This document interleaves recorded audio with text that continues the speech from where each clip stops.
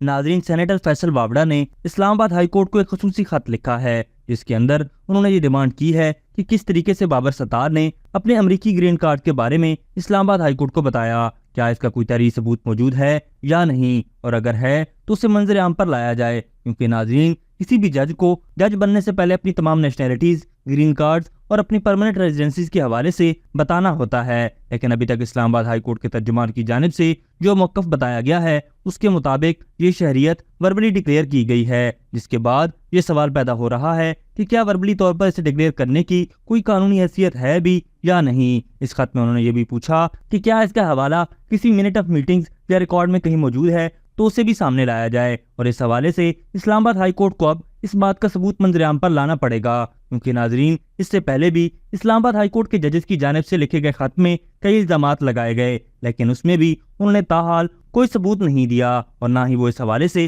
कोई जिक्र कर रहे हैं। नाजरीन, आप खुद सोचें कि ये किस किस्म की अदालत है जो सबूत की बुनियाद पर नहीं चलती बल्कि वैसे ही इल्जामात लगा देती है, और अब भी जो बातें इनकी जानिब से की जा रही हैं उसका भी कोई दस्तावेजी सबूत वो सामने नहीं रख रहे, जबकि इंसाफ का बुनियादी असूल ही ये है कि सबूत और एविडेंस के बगैर कोई चीज साबित नहीं की जा सकती। नाज़रीन, क्योंकि इस्लामाबाद हाई कोर्ट के जजेस ने बगैर किसी सबूत के इल्जाम लगाकर कानून की धज्जियां उड़ा दी हैं और उन्होंने अपने तई तो कानून का मजाक बनाने की कोशिश की है, जिसके बाद कुछ लोगों की जानिब से ये भी दावा किया गया है कि ये पाकिस्तान तहरीक इंसाफ के साथ मिले हुए हैं और जजेस साहबान के मखसूस सियासी जमात के अफराद के साथ गहरे मरासिम भी हैं। इसलिए उन्होंने उनके कहने पर इस तरह का खत लिखा है ताकि मुल्क में सियासी इंतशार फैले और क्राइसिस जैसी सिचुएशन क्रिएट की जा सके। नाजरीन, कोई इन मुअज़्ज़िज़ जज साहबान से ये भी पूछे कि जब ये वाक़यात हुए थे तब उन्होंने इस बारे में खत लिखना क्यों गवारा नहीं समझा, और क्यों उन्होंने तब ये खत लिखा जब इमरान खान की तरफ से डील की पेशकश हो रही थी। और ये भी हम आपको एक्सक्लूसिवली बताते चलें